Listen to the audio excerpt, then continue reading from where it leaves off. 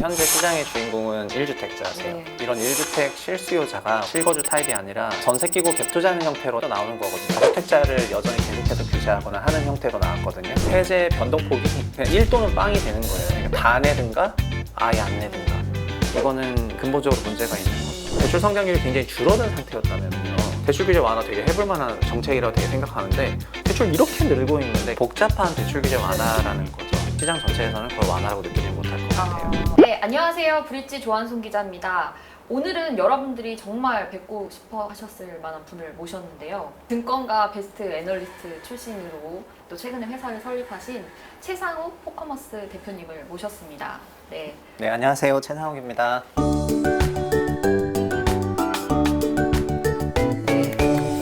대표님을 모시고 최근 뭐 주택시장 분위기랑 또 논의되고 있는 세제 개편안 그리고 네. 6월 이후 시장 움직임에 대해서 굉장히 궁금해들 하셔서 관련 얘기를 좀 나눠보고자 합니다. 네, 어려운 어려운 질문 때문에 저를 부르셔가지고 네.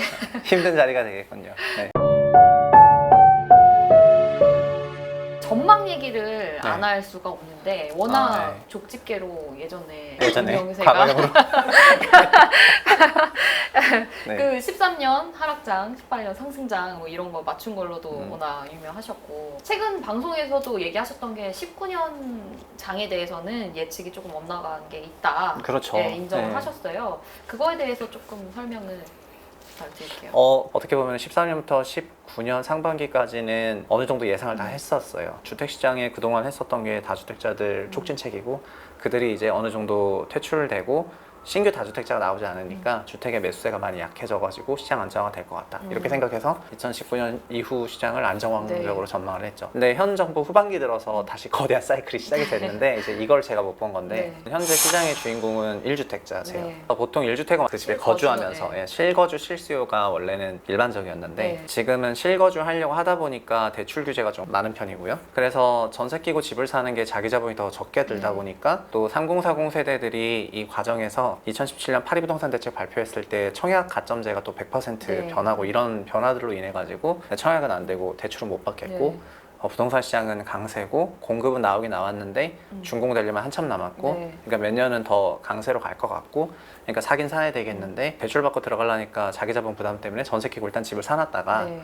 나중에 들어가자 이런 생각으로 본인도 임차 선택하고 집도 전세 끼고 사놓은 이런 패턴으로 이 비중이 슬금슬금 높아지다가 2019년 하반기에 막 55% 60% 올라지기 시작해가지고요. 지금은 거의 모든 주택 수요가 다 이런 패턴으로 나타나고 네, 있어요. 네. 그래서 제가 못 봤던 거는 이런 1주택 실수요자가 실거주 타입이 아니라 전세 끼고 갭 투자하는 형태로 또 나오는 거거든요. 제일 주택 가격이 올라갈 것 같은 지역에 또 자기가 거주 가능 주택이 아니라 자기 자본의 한도에서 제일 좋은 집을 사기 시작하다 네, 보니까 네. 점점 고가주택 중심으로 사기 시작하고 그런 게 나오기 시작하면서 이 현 정부 후반부 사이클이 시작이 된 거죠. 그래서 이거는 제가 못 봤던 건데 다만 19년 말부터 이렇게 진단이 됐었기 때문에 네. 이 전세 낀 갭 투자를 막기 위해서 정책들이 안 나왔던 건 아닌데 2020년을 코로나로 시작을 하게 되면서 네. 부동산 관련한 규제가 사실상 이제 일제히 정지가 되고 21대 국회 시작해가지고 나온 정책들이 뭐냐면 1주택 갭 투자를 막는 게 아니라 710 부동산 정책이라든가 이런 것처럼 다주택자를 여전히 계속해서 규제하거나 하는 형태로 나왔거든요. 그러니까 시장의 대세는 1주택으로 바뀌었는데 네. 불삼으로 끝난 다주택자들에 대한 그런 후속적인 규제들이 계속 발표가 되다 보니까 지금 요 원인이랑 해법이 매칭이 되지 않는 상태가 이어져가지고 그래서 그때는 뷰를 제가 바꿨던 거죠. 네. 지금 정부에서는 1주택 갭 투자라는 형태만 막으려고 본인도 전세 살면서 주택을 갖고 있으면 전세 대출 연장 금지한다던가 네, 네. 이런 편협적인 정책들만 네. 내다 보니까 근본적인 대응책이 되지 못하는 것 같다 이러면서 하반기 상승장이 좀 강세로 이어질 것 같다고 생각을 했었던 거죠. 그러니까 좀 정리를 해보면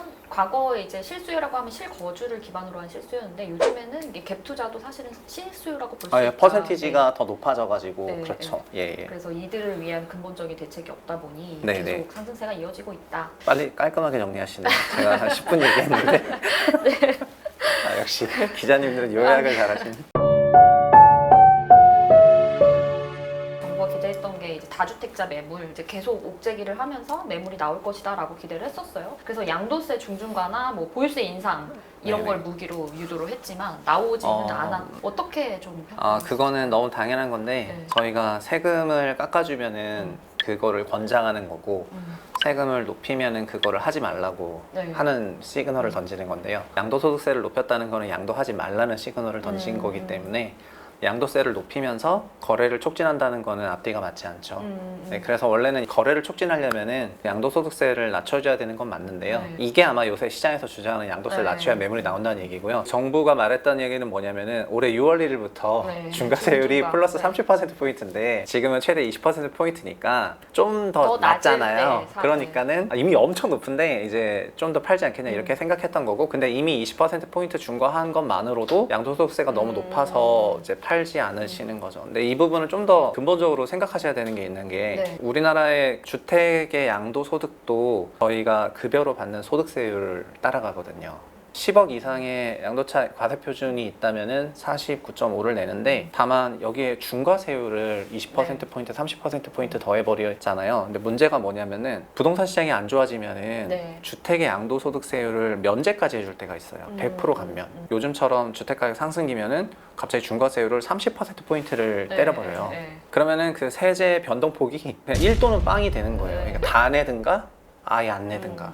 그러면은 그게 지난 한 50년간 반복됐으니까 주택을 소유하고 있는 사람 입장에서 봤을 때 네. 그냥 몇 년간 보유할 수 있는 여력만 있다면 그리고 몇 년 보유하는 부담이 설령 크더라도 세율이 낮았을 때 파는 게 훨씬 이득이라고 생각하게 되는 거고, 그래서 이렇게 너무 높은 수준의 변동성이 있는 세율 단계에서는 그 세율에 대한 신뢰도 떨어지기 때문에 팔지 않아요. 어떻게 보면은 이런 세금 같은 거는 거의 불변에 가까운 그런 수준의 원리가 조금 있어야 되고, 가산세라 하더라도 조금 변해야 되는데 저희가 법인세를 갑자기 빵 퍼센트 하지 않지 않습니까? 네. 주식시장에서 3%포인트, 5%포인트 변화시키잖아요. 근데 주택의 소득세는 0%에서 막 80%를 스윙을 하니까 이거는 근본적으로 문제가 있는 거죠. 설령 만약에 지금 세율을 좀 낮춰주면 나오긴 나올 것 같은데요. 매물이. 왜 기본소득세율로 가도 낮아질 수도 있는데, 만약에 그렇게 된다면 어떤 생각도 들 거냐면은 더 낮출 수도 있겠다는 생각도 할 거 그렇죠. 아니에요. 네. 애초에 그러니까 이 모든 게 세율이 변화가 너무 드라마틱하고 믿음이 없기 때문에 어느 세율에 팔아야 될지에 대해서 자기가 그 타이밍을 봐야 된다는 생각을 한다는 거. 세율이 항상 소득세율을 따라간다는 그 믿음이 있었다면은 그냥 자기가 이렇게 거래를 할 텐데 지금은 이런 너무 잦은 변화가 거래를 더 막고 있어가지고 더 눈치를 보게 만든 거죠. 상반기에 또 특징이 거래 절벽으로 꼽을 수가 있어요. 거래량이 확 줄었다고 표현. 그건 서울시를 네, 서울시를 얘기하시는 기준으로 거죠. 예를 들면 작년만 하더라도 네. 거래량 폭발했거든요. 네. 그거는 두 가지인데, 현재 주택에 대한 규제는 다주택자 규제도 있는데 네. 고가주택 중심의 규제가 많이 있어요. 대출이라든가. 네, 대출도 그렇고, 그리고 보유세 자체가 이렇게 누진과세로 올라가는데 고가주택일수록 폭발적으로 상승을 하거든요. 네. 그렇기 때문에 고가주택에 대해서는 어쨌든 실소유 시장으로 좀 변해가고 있는 와중에 일부가 연결을 해서 갭 투자하는 네. 형태로 하면서 신고가가 나오고 있는 건데요. 반대로 9억 원 이하 주택이라든가 규제 지역이 아닌 지역, 그리고 이런 다주택자 중과세율을 회피할 수 있는 공시가 3억 이하 주택이라거나 아니면 취득세 중과 회피할 수 있는 공시가 1억 주택 같은 경우에는 지방에 퍼져 있어요. 네, 그렇죠. 이런 주택들은 작년 보시면은 거래량 터졌거든요.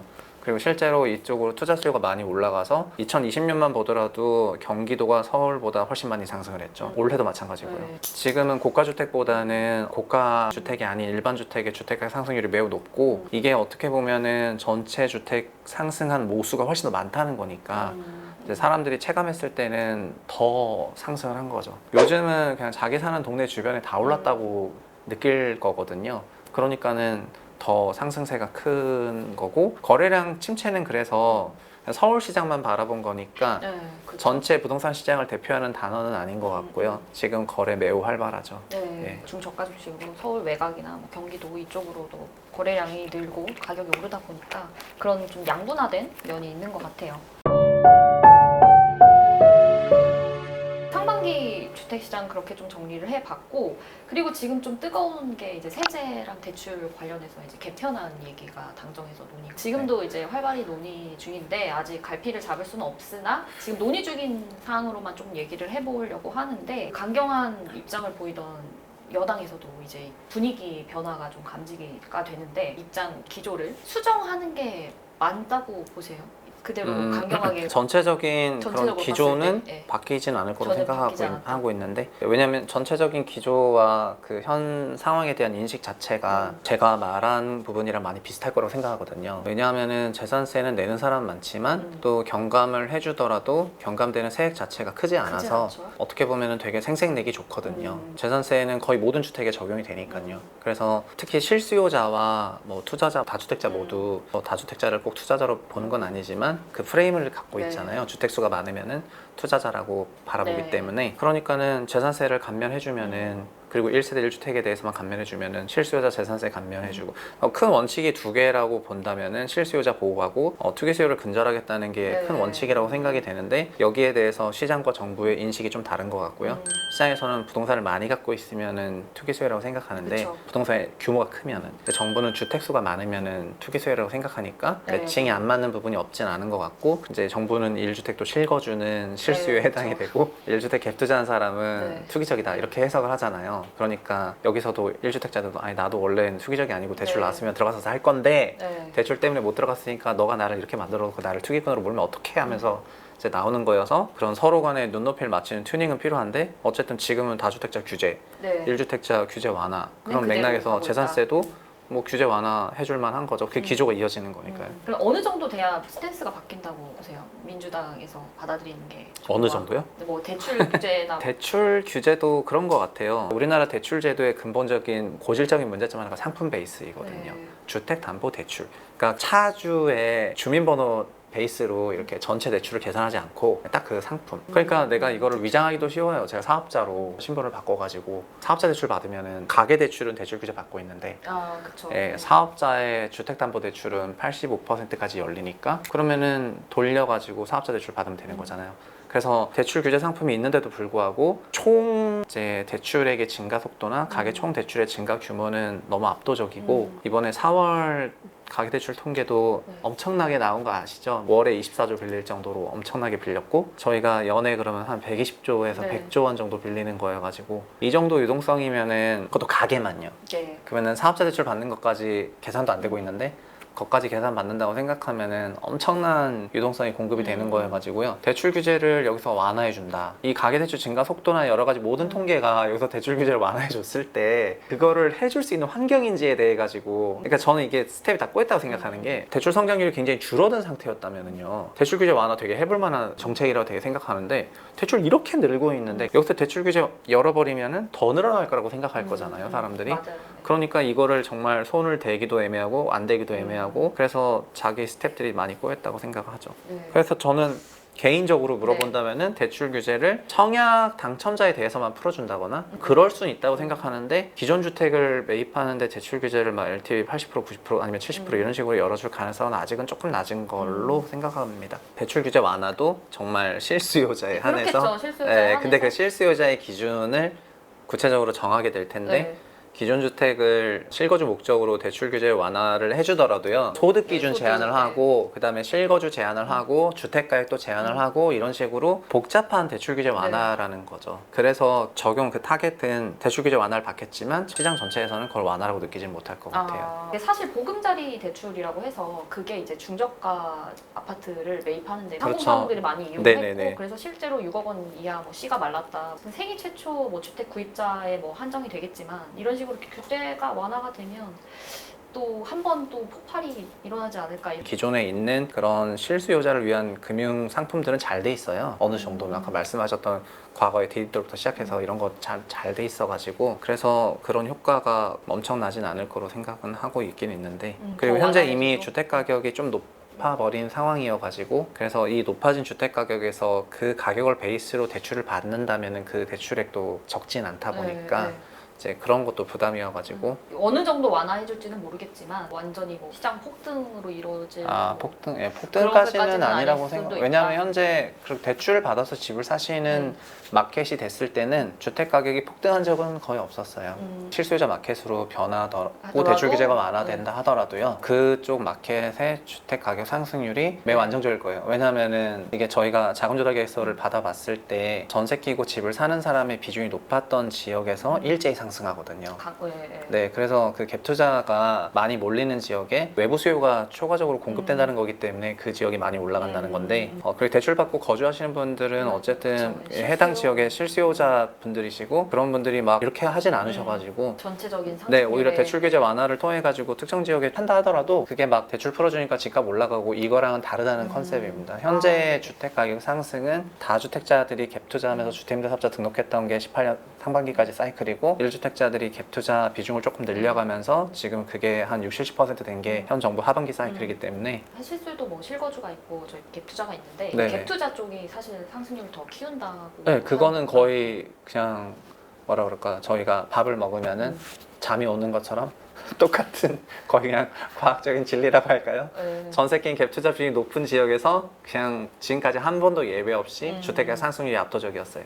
초과 상승률이 발생했어요. 그러다 보니까 그게 네네. 더 영향을 많이 미친다 네네. 이런 얘기였고요. 그 다음에